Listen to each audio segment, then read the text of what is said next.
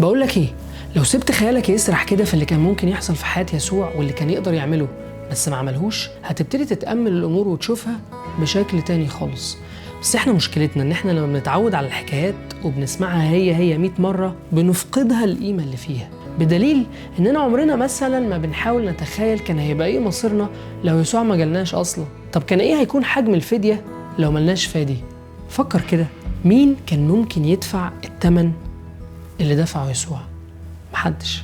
يقول بولس الرسول كده: لأنكم بالنعمة مخلصون بالإيمان، وذلك ليس منكم، هو عطية الله. الله الذي هو غني في الرحمة من أجل محبته الكثيرة التي أحبنا بها ونحن أموات بالخطايا أحيانا مع المسيح. الله من محبته لينا رتب في خطته العظيمة يكون في تجسد ويكون في مصالحة ويكون في فدا ويكون في خلاص.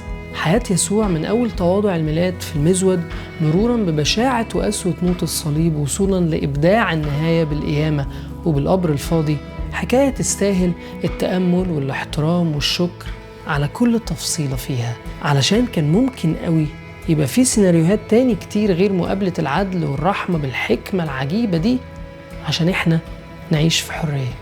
احتفل بالميلاد، بس وانت بتحتفل تخيل كده انه كان ممكن ما يحصلش.